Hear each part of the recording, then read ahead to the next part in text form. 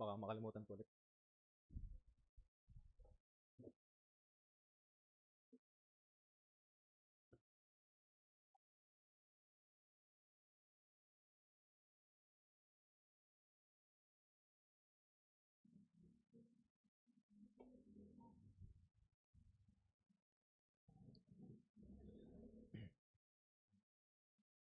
Yan, magandang umaga po sa bawat isa. So muli po tayo po ay magpapatuloy sa ating pong serye ng pag-aaral patungkol po sa Christian holiness.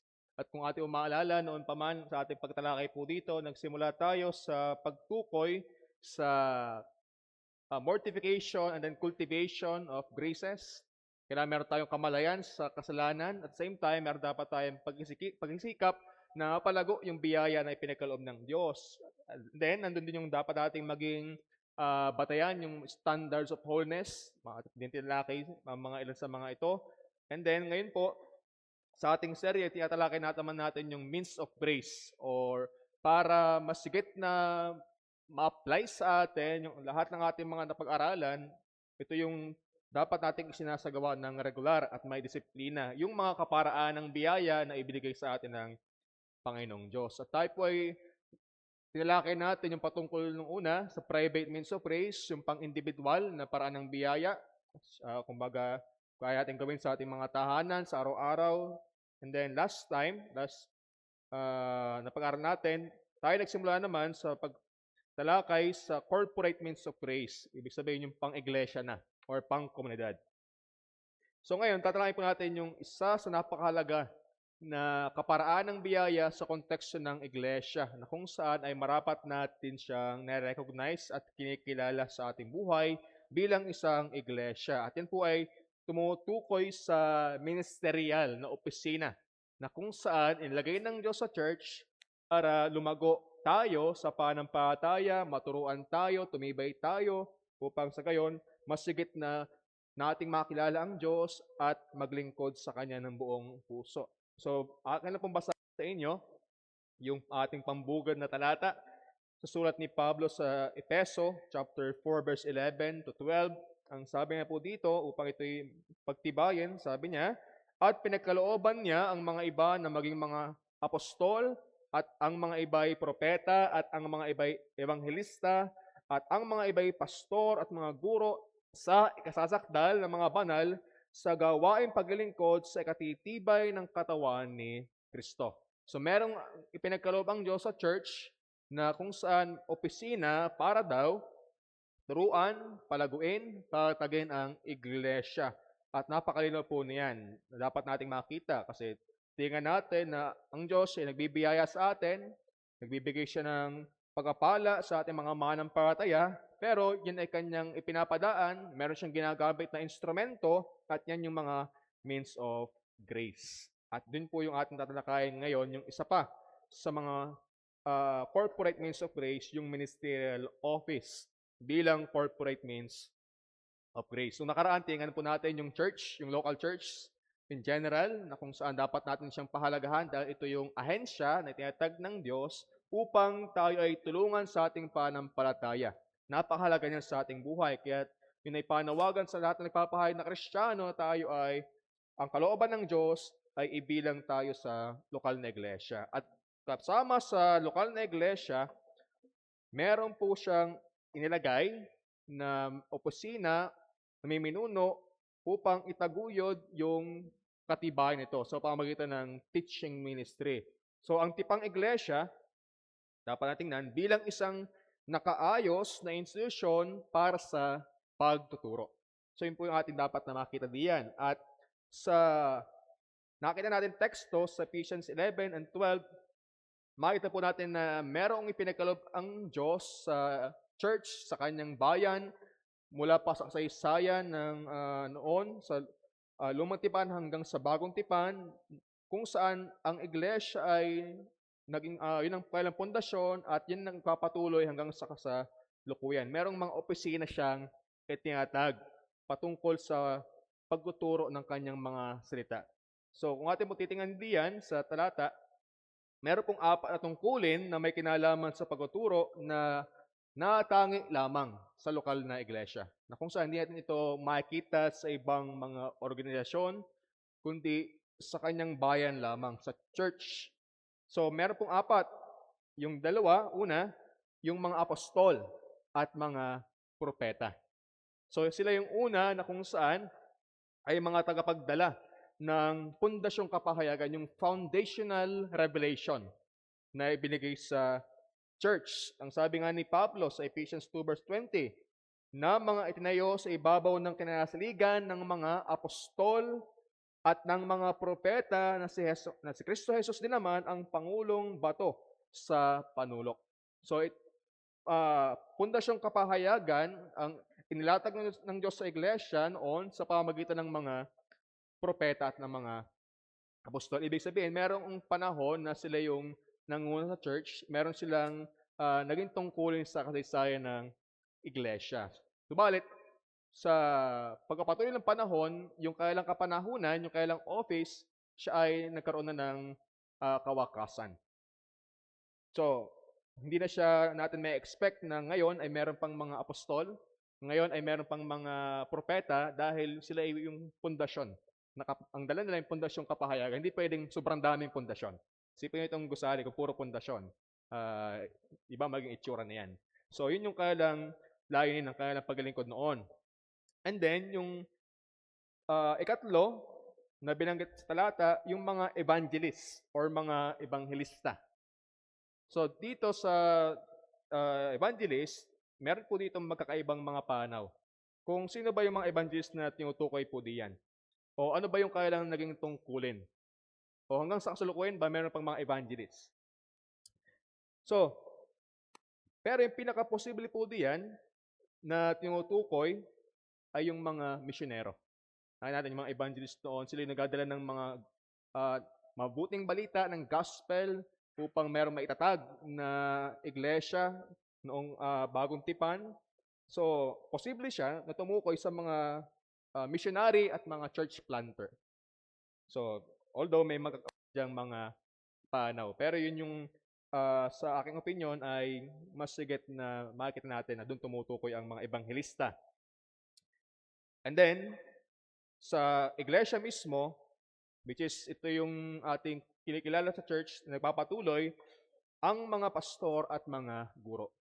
Pansin niyo po dito na ito yung magkasama. Hindi siya pinaghiwalay na pastor and then merong guro na office. Hindi. Kundi pastor na mga guro. Ibig sabihin, pastor and teachers, iisa lang sila. Hindi siya dalawang magkahiwalay na tungkulin, kundi siya ay dalawang kategory sa isang tungkulin. Isang opisina, pero dalawa yung kanyang sinasagawa.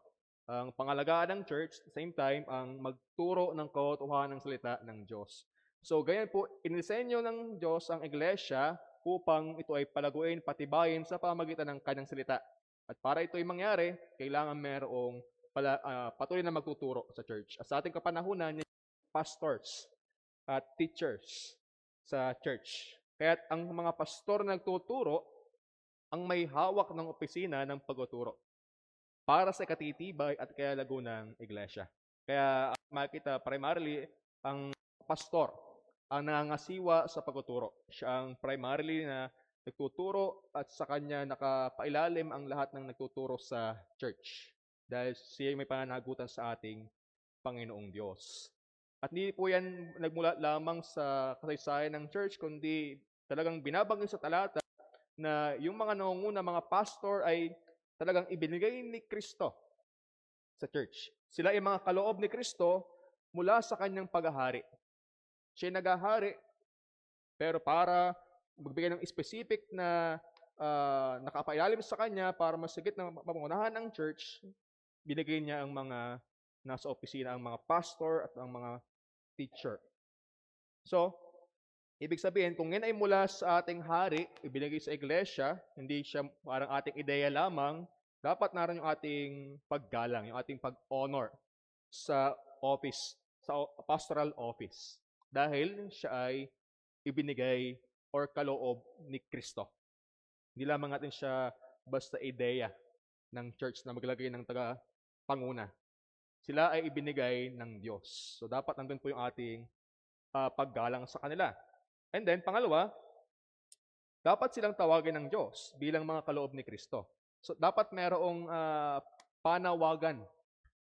Kaya hindi din basta-basta yung pastoral office. Kasi naroon dapat yung confirmation ng pagtawag ng Diyos sa kanila sa ministeryo. Kung walang agad-agaran na inilalagay sa ministeryo. At sa sulat nga ni Pablo, naroon na kanyang binabanggit, kinakailangan yung wastong paghahanda at agiging karapat-dapat para sa tungkuling iyon. Yung sinabi niya sa 1 Timothy 3 verse 1, yung qualification of elders. Kahit meron siyang kwalifikasyon na inilagay, dapat above reproach, able to teach, not double tongue, lovers of money, husband of one wife, etc. So, ganyan po yung calling ng pastorate. Kaya hindi siya basta-basta inilagay sa church nang walang anumang confirmation ng kanyang calling. So, yan po yung dahilan kaya nagkakaroon po tayo ng kumbaga pag-discern sa isang tao bago maluktok sa pagiging o ilagay sa opisina ng pastor. Kailangan meron siyang calling. Kailangan meron siyang kumbagang panawagan at kaloob para ito kanyang maisagawa. So, at kapag nilagay na ang isang pastor sa church, siya ay inilagay sa tungkulin para ngayon ihanda ang mga membro para sa kanilang sariling ministeryo. So, yung kinakasangkapan ng Diyos yung pastor para sa kanyang pagtuturo, yung church na palago din. Dahil sila ay makapagiling ko din sa Diyos. Mapalago sila para magkaroon sila ng iba't ibang mga ministeryo para sa Panginoong Hesukristo. Ibig sabihin, walang monopolya sa ministry. Naiisa lamang yung gumagawa ng lahat. Gaya nga sinabi ni Pablo, tayo ay katawan ni Kristo. Ang katawan ni Kristo mayroong iba't ibang sangkap. Sabi nga sa Ephesians 4 verse 16, dahil sa Kanya, ang buong katawan na nakalapat na mabuti at nagkakalakip-lakip sa pamamagitan ng tulong ng bawat kasukasuan ayon sa paggawang nauukol sa bawat iba't ibang sangkap at nagpapalaki sa katawan sa ikatitibay ng kanyang sarili sa pag-ibig. So mula sa pastor, ang kanyang tungkulin na palago ang church at ang buong kongregasyon, ang buong church ay maglingkod sa Panginoon dahil tayo ay bahagi ng iisang katawan. Meron tayong mga kaloob na may magagamit natin para sa ikatitibay ng katawan ng ating Panginoong Hesukristo. At bilang paalala sa ating babala, ngayon, anumang gawi o anumang practices sa church na hindi nakabatay sa ministeryo ng pagtuturo ay sisira sa kaayusan nito. So ngayon, kapag lumiban tayo labas sa teaching ministry, sa itinuturo ng banal na kasulatan sa pamamagitan ng pastor, magkakaroon ngayon ng disruption o distortion sa ginagawa ng church. So, ilang mga bagay. For example, una, yung pagtanggi sa opisina ng pastor. May mga ganitong panaw na hindi naman kailangan meron tayong halal na pastor sa church. Lahat naman ay mga pastor. Lahat naman may kakayahang magturo. Lahat naman may kakayahang pangalagaan ng bawat isa. So, kaya naman, not necessary na maglagay tayo ng nasa office. May ganyan po mga panaw. Pero, bilang buwelta ni Pablo, ganyan din kasi sa kanyang kapanahunan sa 1 Corinthians, ang lahat bagay guro, ang lahat bagay propeta. Ang sagot na malinaw, hindi. Merong kanya-kanyang ministeryo sa church. Kaya kung merong ipinagkaloob si Kristo na opisina ng pastor at merong naihalal, merong nakalagay, dapat merong pong pag-recognize dito. And then, pangalawa, na paalala at babala, yung pagwawalang bahala sa panawagan at mga kwalifikasyon para sa pastoral na opisina. So if ever man dumating sa punto na tayo po ay dumating ang church na nakita natin kailangan ng additional elders, additional pastors, kasi yun yung ideal sa church, plurality of elders, dapat natin baliwalain yung panawagan ng Diyos, yung kwalifikasyon.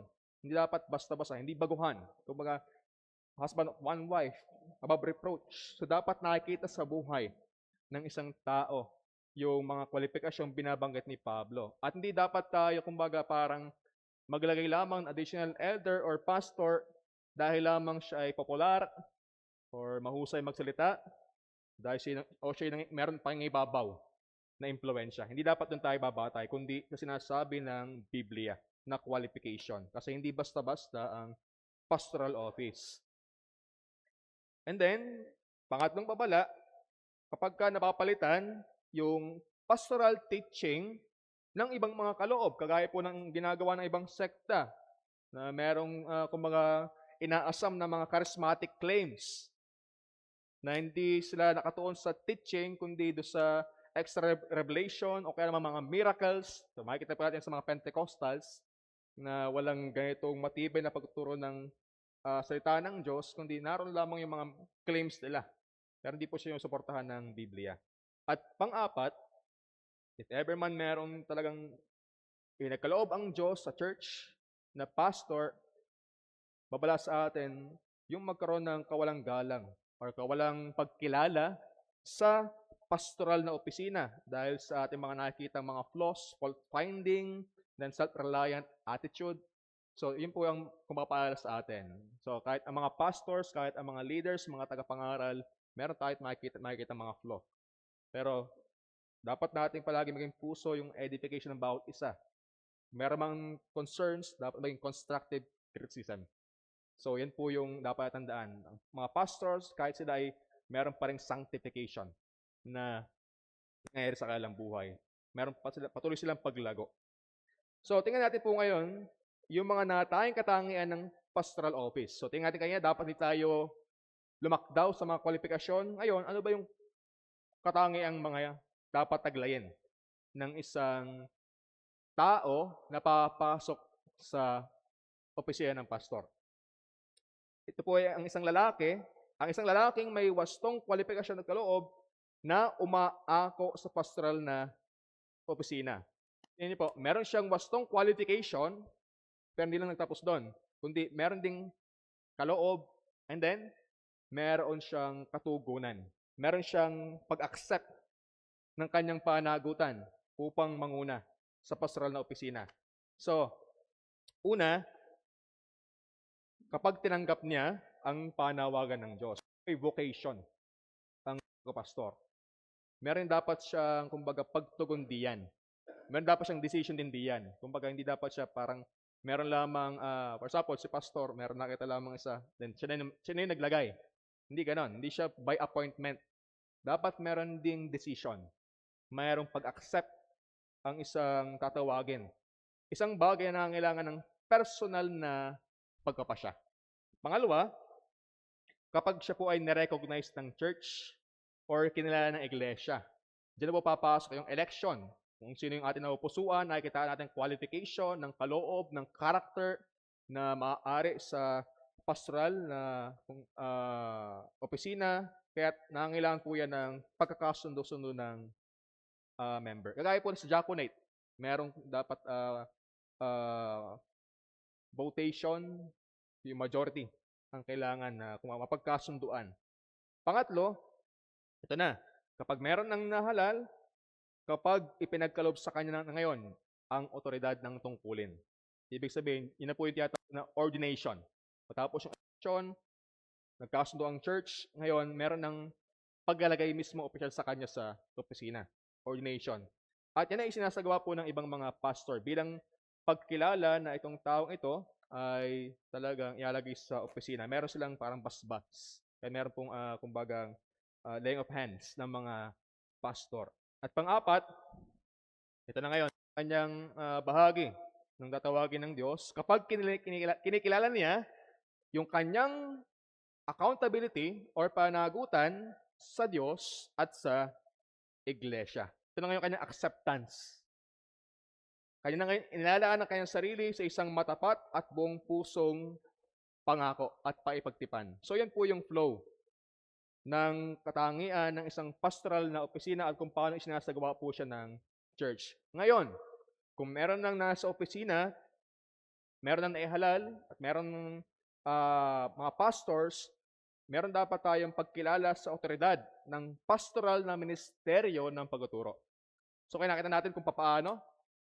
Ngayon, dapat meron tayong pagtingin, pagkilala sa otoridad ng pastoral na ministeryo ng pagtuturo. Ang sabi po ni Pablo kay Titus sa chapter 2 verse 15, Ang mga bagay na ito ay iyong salitain at iaral at isaway ng buong kapangyarihan. Sino man ay huwag humamak sa iyo. Pinapakita po dyan ni Pablo na merong otoridad, si Titus. Siya ay pinagkalooban ng otoridad ng buong kapangyarihan.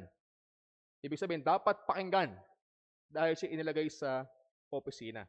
So, meron po ngayon dalawang dapat na pangunahing isinasagawa ang pastor o ang nasa pastoral office.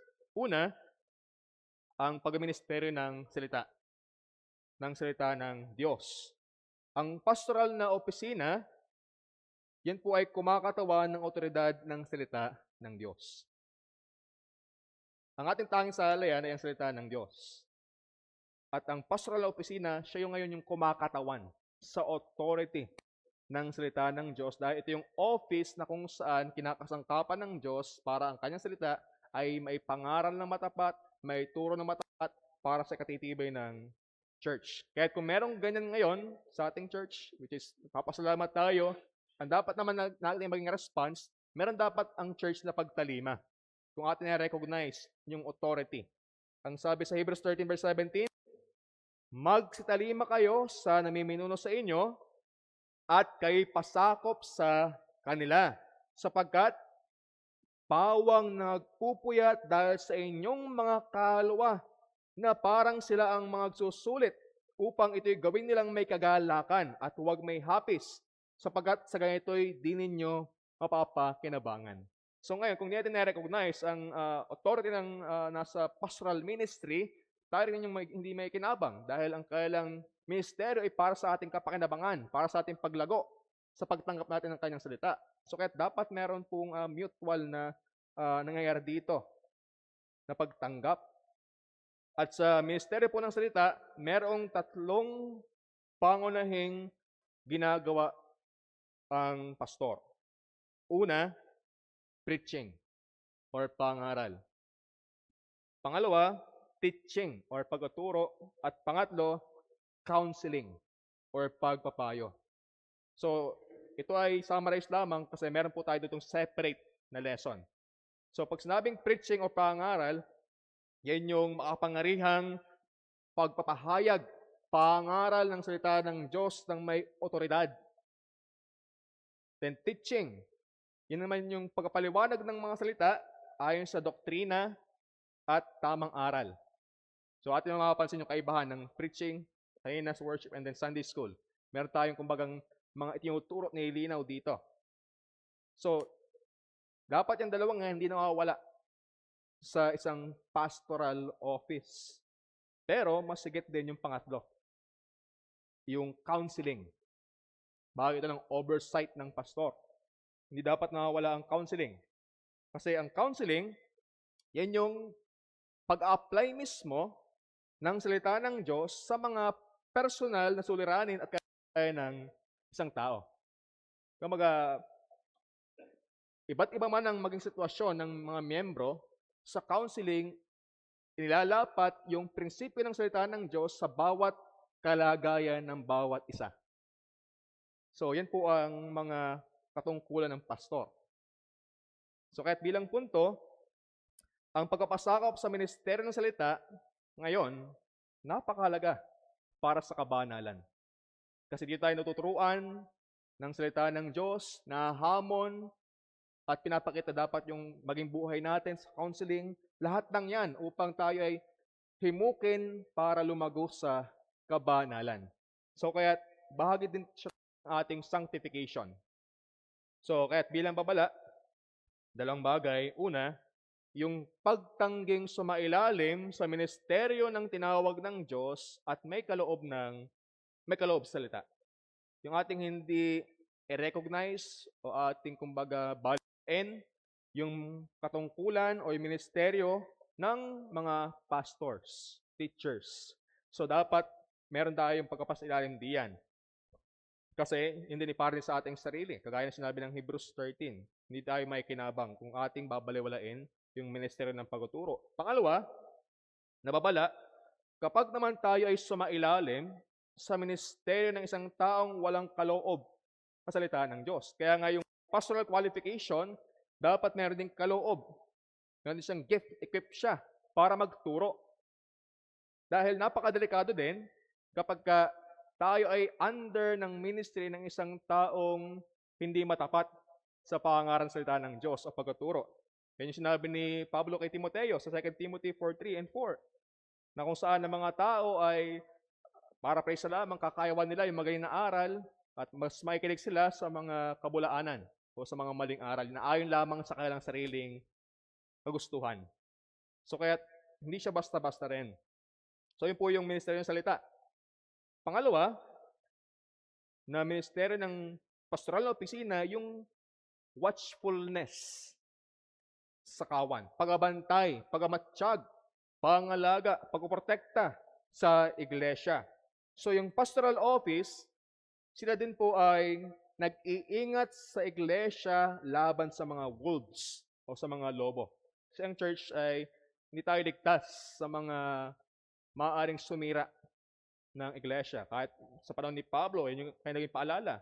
Di ba, nung kanyang huling panalita sa mga Ephesian elders sa Acts 20 verse 28, nandun yung paalala ni Pablo sa kanyang paglisan, pag-iwan sa kanila, huling habilin. Ang sabi niya, ingatan ninyo ang inyong sarili at ang buong kawan. Dapat ay pag-iingat.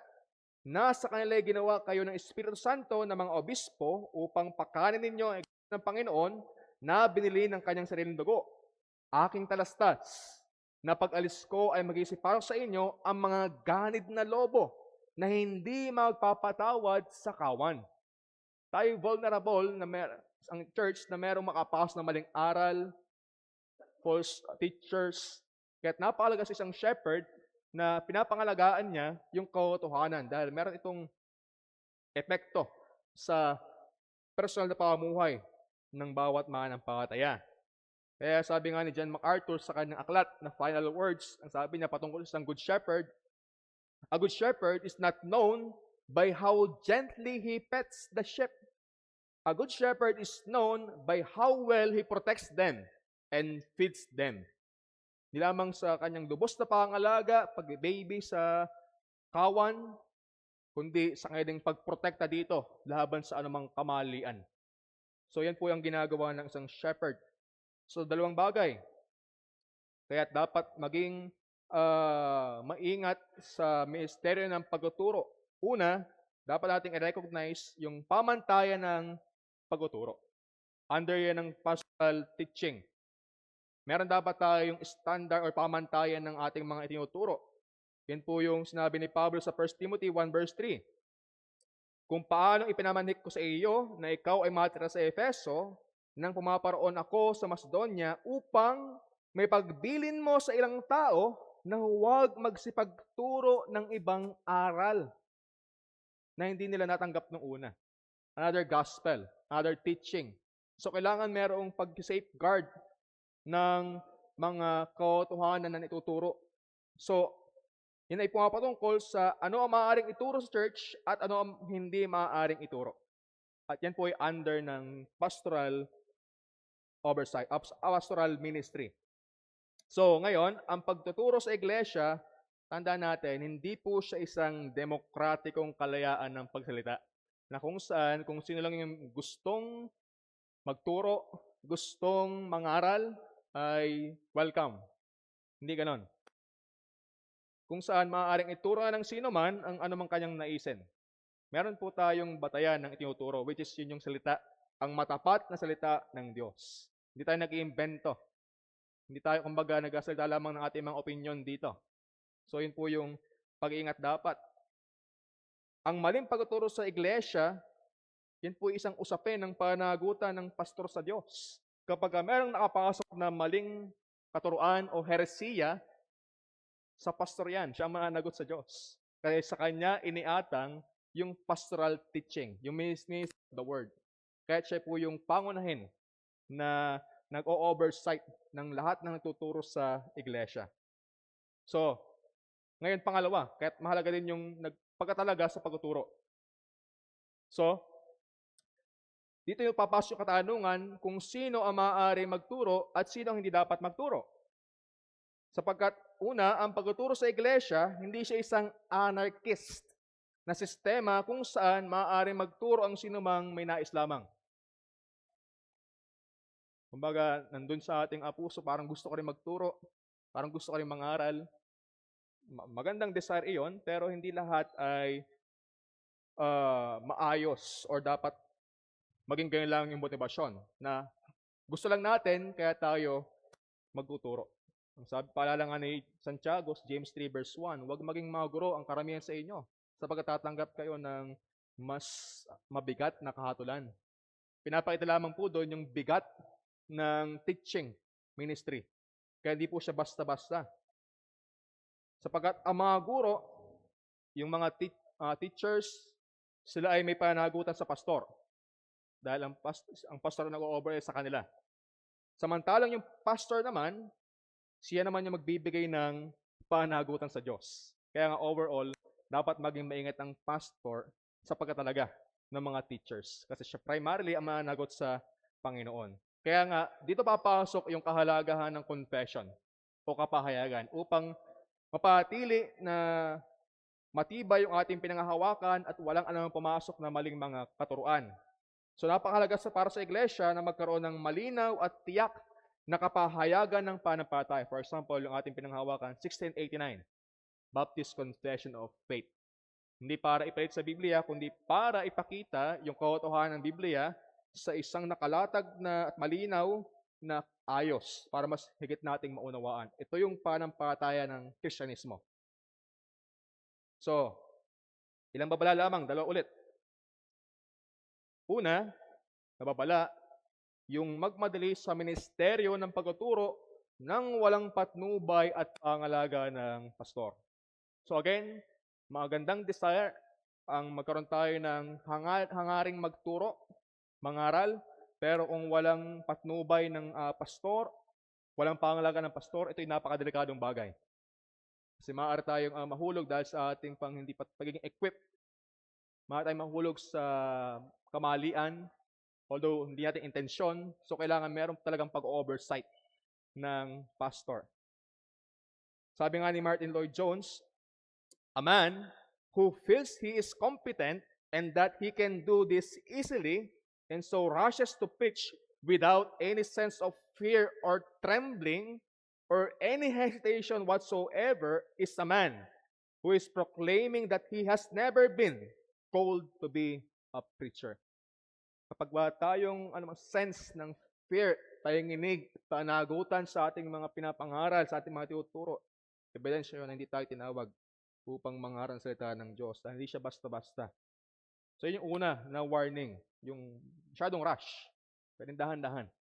Pangalawa, ito naman, yung itago naman or pigilan ang kaloob sa pagtuturo. Kung at nakikita, meron tayong yung desire, yung gift, pero atin lamang itinatago dahil labis na tayo nagpapasakop or gumagalang sa pastoral na pagtuturo. Okay na yung ginagawa ni pastor. Kumbaga, satisfied na ako doon. Kahit hindi na ako kailangan doon. Hindi rin po ganun. Hindi po dapat maging ganun ang ating saloobin. May kaloob, yung ating desire, merong confirmation, meron dapat tayong pag-isikap na tayo na matuto, at dapat yan magamit sa kalalago ng iglesia. So lahat ng yan ay ipapasok sa isang hamon. Nakita natin yung kahalagahan ng pastoral ministry sa teaching, kaya bilang challenge po sa church, suportahan at tulungan ang pastoral na ministeryo ng pagtuturo para sa ikababanal ng buong iglesia. So kailangan natin ng pagsuporta. Ibig sabihin, yung ating panalangin sa mga nangunguna, sa mga tuturo, nangangaral, sa kanilang preparation, sa kanilang sanctification, at sa application niyan sa ating buhay at bilang church, bilang hearers, dapat meron tayong pagtanggap at sa buhay ng mga ipinapangaral sa atin. So, dapat po naroon sa isang layunin sa ating sanctification, ikababanal sa kaulugod ng ating Panginoong Diyos. Yan, doon po muna tatapos ang ating pong lesson. So, baka po meron po kayong mga katanungan pa. Meron po tayong time. Meron po kayong question or clarification? Summary pa lang po ito dahil kung meron po tayong specific na mga lesson patungkol po dun sa mga role o ministry ng isang pastor.